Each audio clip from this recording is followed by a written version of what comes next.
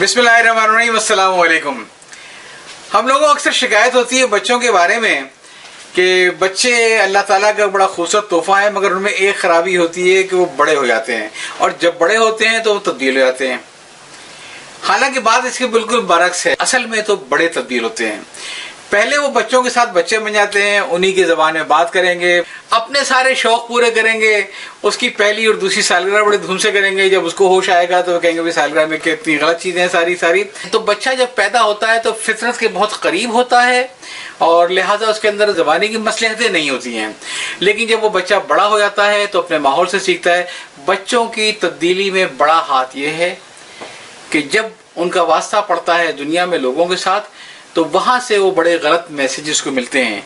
चाहे वो घर का माहौल हो, चाहे वो स्कूल वैन के अंदर ड्राइवर का माहौल हो, वो जब वहां से गलत चीजें सीखना शुरू करता है। कहने का मतलब मेरा ये है कि अगर हम लोग बच्चों की तरबियत पे तवज्जो देंगे तो बच्चे हमेशा उतने ही मासूम, उतने ही खूबसूरत और उतने ही अच्छे रहेंगे जितना कि हमने उनको पैदाइश के बाद पहले 3-4 साल में देखा था।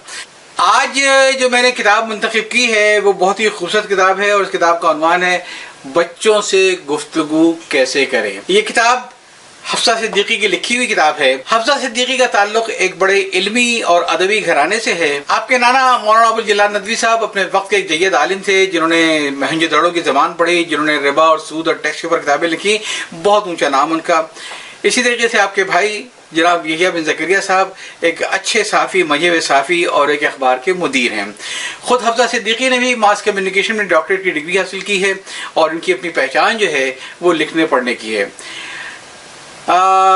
शनाख्त उन्होंने बनाई अपने लिए बच्चों के लिए किताबें, कहानियां लिखने से, और ये इसका मतलब है कि स्कूल लाइफ से इन्होंने लिखना पढ़ना शुरू कर दिया था और ये नॉर्मली बच्चों के लिए बड़ी खूबसूरत कहानियां लिखती थी। और जब वो बड़ी हुई तो उन्होंने कुछ अपने मौजू को तब्दील भी किया, तराजीम पे भी आई, और एक तर्जुमा उन्होंने बड़ा खूबसूरत किया, 20,000 लीग्स अंडर द सी। इस किताब का तर्जुमा किया कि समंदर की पुरस्रार दुनिया, क्योंकि इनका जो ताल्लुक है वो तराजीम की दुनिया से भी है।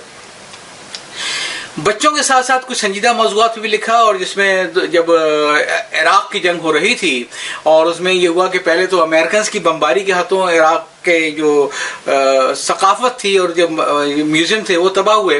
तो इराक के म्यूजियम के अंदर जब लूट मार की गई और वहाँ का जो सकाफती विरसा जब पहुँचाया गया है इराक से बाहर, तो इस पर हफ्सा सिद्दीकी ने एक बहुत अच्छा मज़मून लिखा था, और लिखा था, इसका उन्वान था इराक की सकाफती नस्ल कुशी, और जो शुरू होता था इस बात से कि जो कौम भुला देती है तारीख को अपनी, फिर इसका जोग्राफिया बाकी नहीं रहता।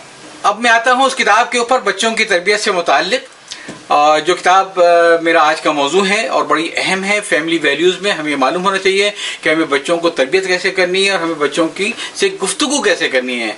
जो फ़न हम नहीं जानते हैं, हम अपनी मर्जी पे चलते हैं, जिसकी वजह से एक यूँ समझिए कि कम्युनिकेशन गैप आता है बच्चों के दरमियान, उनके बड़ों के दरमियान।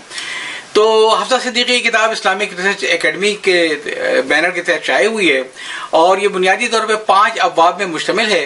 इसका पहला बाब है बच्चों के एहसासात को तस्लीम करने के बारे में, दूसरा है घर में घरेलू ताउन की फ़ज़ा कैसे पैदा की जाए, और तीसरा है बच्चों की तरबियत सज़ा दिए बगैर।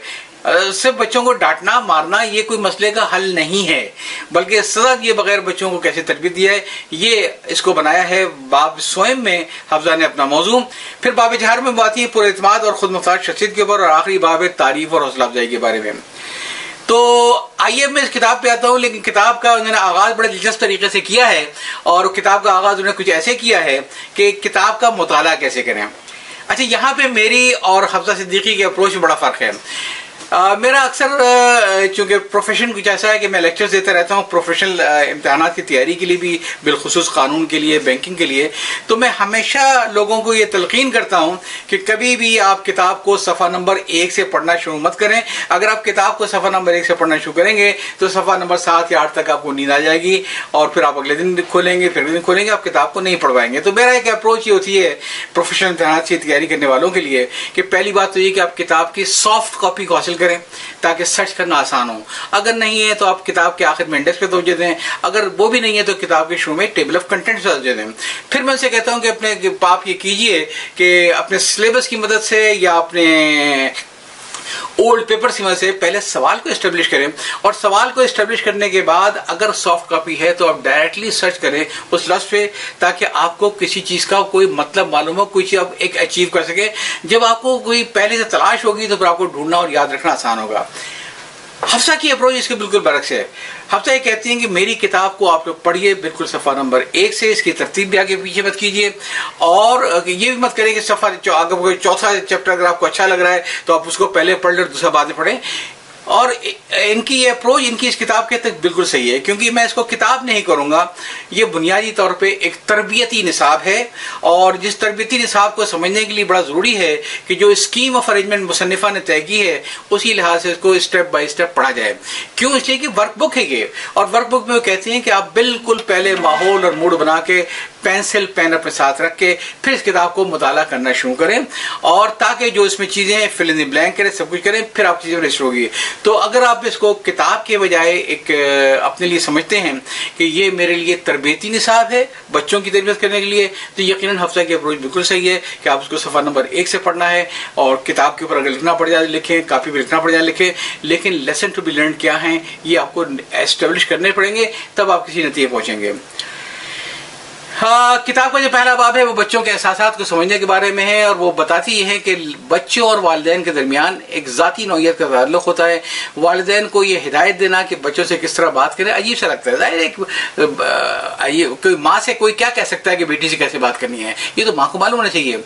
लेकिन उन्होंने कहा ये कि फिर भी इसके बावजूद हमें अपना तरीक़ाकार को दुरुस्त करना चाहिए, और हमें डेली एक रिजॉल्व करना चाहिए कि हमारा आज का दिन कल के दिन से कैसे मुख्तलिफ होगा। मैं अपने बच्चों पे भी नहीं चिल्लाऊंगी, मैं उन पर नहीं चीखूंगी, मैं उनकी बात को गौर से सुनूंगी, उसका जवाब दूंगी। बच्चा अक्सर ये कहता है मुझे दलिया नहीं खानी है, मुझे पराठा नहीं खाऊंगा, वगैरह वगैरह। तो इस चीज़ों को, सिचुएशन को कैसे हैंडल करना है, बच्चे से गुफ्तगू कैसे करनी है। खाली डांट देना उसको कि क्यों नहीं खाओगे तुम, ये तो खाना पड़ेगा तुम्हें, ये मसले का हल नहीं है। तो ये पहला बाब जो है इनका इस पे इसका जो जिक्र करती हैं, तो इस पहले बाब में वो इसी चीज़ पे जोर देती हैं कि बच्चों के एहसासात को कैसे समझना चाहिए। इसमें बहुत सारी मिसालें दी हैं कि जब पेरेंट्स जो अपने बच्चों के एहसासात को समझते हैं तो फिर बच्चे भी जल्दी बात का असर कबूल करते हैं। यानी अगर कभी कोई बच्चा कहता है अम्मा मैं थक गया हूँ, और उसकी माँ जवाब में कह दे कि अभी तो तुम इतना आराम कर चुके हो, अभी कैसे थकोगे, मगर मैं थक गया हूँ। नहीं, तुम्हें नींद आ रही होगी, तुम थके नहीं हो, जाओ जल्दी से कपड़े बदल लो। माँ मैं थका हुआ हूँ। अम्मी इधर बहुत गर्मी है, नहीं काफी सर्दी है। बच्चों से तकरार न करें, बच्चों से आर्ग्यूमेंट नहीं करें, बच्चों की नफ्सियात को समझे, ये इनका कहना है। और कि किस सिचुएशन को कैसे हैंडल करना है, किस चीज़ बच्चे की नफ्सियात को, उसके एहसासात को समझ के आपको, क्योंकि आपको अपना मैसेज कन्वे करना है, आपको डांट टपट नहीं करनी है।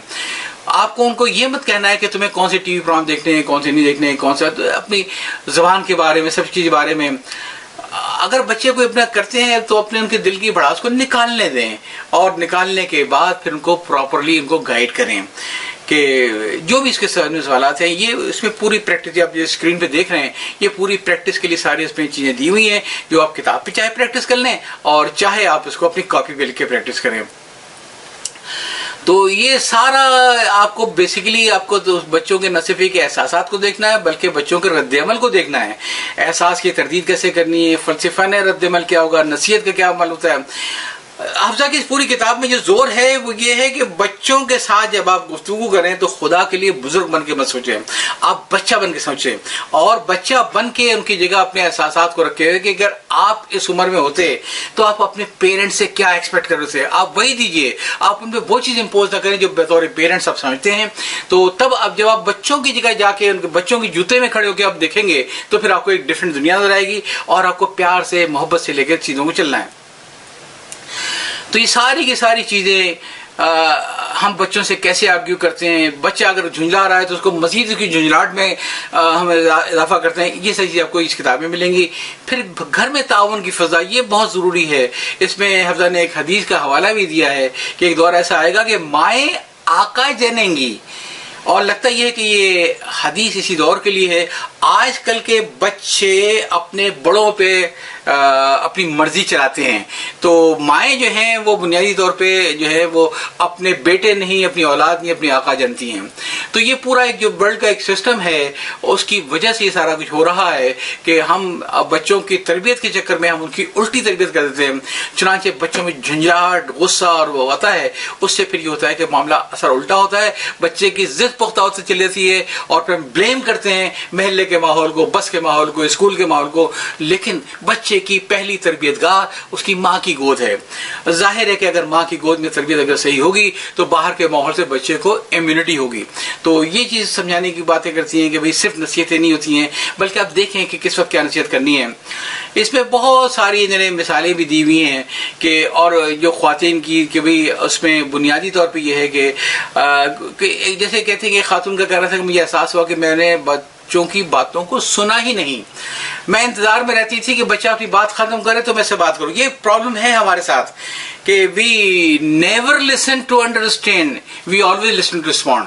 تو جب یہ چیز ہمارے ساتھ بچوں کی گفتگو میں آتی ہے کہ we just listen to respond, کہ یہ منہ بند کرے میں اس کو اپنی بات پہنچاؤں، یہ مسئلے کا حل نہیں ہے. Please try to listen to understand. یہی حفظہ اپنی کتاب میں لکھتی ہیں، اور لکھتی ہیں کہ انہوں نے جب کچھ خواتین سے بات ہوئی، کچھ والدین سے بات ہوئی، تو معلوم یہ ہوا کہ وہ اپنی باتیں کمیونیکیٹ نہیں کر پا رہی ہے. کیوں؟ اس لیے کہ پیرنٹ نے ایک ماحول ایسا کریٹ کر دیا ہے. ہر وقت کی نصیحت، ہر وقت کی جھنجھلاہٹ کے ہاتھ بدلو، کپڑے دھو لو، ہینگر میں لگاؤ، جوتے رکھو، پالش کرو. بچہ بن کے سوچیں. بعض اوقات اشاروں سے باتیں بھی کافی ہوتی ہیں، آپ جتنا اصرار کریں گے بچے کو اتنی ضد آ جائے گی. تیسرا باب ان کا ہے بچوں کی تربیت کا، کہ بچوں کی تربیت سزا کے بغیر کسی ہے. ہمارا ایک ماحول ہے، خصوصاً ہمارے بڑی بدنصیبی کی بات ہے کہ دینی مدارس میں دیکھیں تو وہ تشدد کا سلسلہ ختم ہونے پہ نہیں آ رہا ہے. وہ جو 6 نسلوں سے چلا آ رہا ہے، تو آج بھی حافظ جی سمجھتے ہیں کہ جب تک بچے کی مرمت نہیں کر رہے ہیں اس وقت تک بچہ قرآن یاد نہیں کرے گا. It's very unfortunate. تو اس لیے ان کا کہنا یہ ہے کہ آپ یہ کوشش کیجئے، تعلیمی یافتہ آپ لوگ ہیں، کہ بچے کو فزیکل سزا دیے بغیر، بچے کو ایک نفسیاتی طور پہ سزا دیے بغیر بھی اپنا کام چلائیں، اور ان کو ہمیشہ ایک مثال بن کے، رول ماڈل بن کے کریں گے. تو اس میں پریشانی نہیں ہونا ہے اگر بچے کوئی قابو میں نہیں آ رہے ہیں، بلکہ اس کو ٹھنڈے دل سمجھنا ہے. اس میں پھر انہوں نے تمام کی تمام جو مثالیں دی ہیں کہ اگر سزا دینی بھی پڑ جائے تو سزا دینے کے کیا اصول ہیں. مذہبی طور پہ 10 سال کی عمر سے پہلے کسی بچے کو سزا دینی ہی نہیں چاہیے، جس قدر ممکن ہو اس سے کم سزا دیا ہے. اس میں انہوں نے پھر قرآن کی بھی مثالیں دی ہیں، اور جو مختلف قسم کی حدیثیں اور بڑی بڑی حدیث. بہت اچھی کتاب ہے یہ، جس میں انہوں نے ان اصولوں کو بتایا ہے، اپنایا ہے. تو اس کے بعد یہ ہے کہ بچہ ریسیپٹیو ہوتا ہے، آپ کو دوست سمجھتا ہے. اگر آپ اس کو اپنے دوستوں کے سامنے ذلیل کریں گے تو وہ آپ کیسے توقع کرتے ہیں کہ وہ آپ کی بات کو غور سے سنے گا اور ریسیپٹیو ہو جائے گا. تو وہ کہتے ہیں کہ بھئی بچوں کو اگر آپ مارنا پیٹنا ہو تو کوئی ضرب نہ لگائیں. جب اگر وہ بچہ اللہ کا نام لے کے معافی مانگ لے تو وہیں پہ اپنا ہاتھ روک دے. اب بچہ کہہ رہا اللہ کا واسطہ مجھے معاف کر دے، بس وہیں پہ ٹھہر جانا، بات اللہ پہ آگے نہیں ہے.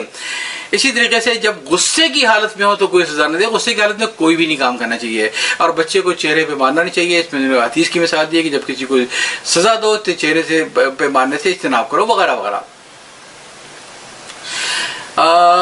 مختصر وقت میں ساری باتیں ہو نہیں سکتی ہیں، باقی ابواب بھی اتنے اچھے ہیں، اور میں آپ سے ریکویسٹ کروں گا کہ اگر ہو سکے تو یہ کتاب لیجئے. یہ کتاب اسلامک ریسرچ اکیڈمی اویلیبل ہے، 300 روپے اس کی قیمت ہے.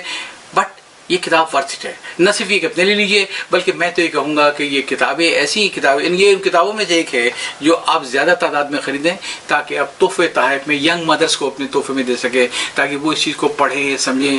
کیونکہ ہمارے یہاں اس چیز کی کوئی بہت زیادہ کوئی ٹریننگ نہیں دی جاتی ہے ماؤں کو، گھر والوں کو، بڑے بھائی بہنوں کو، اور وہ تربیت کے نام پہ بچوں کو برباد کرتا ہے. یاد چاہتا ہوں. اللہ حافظ.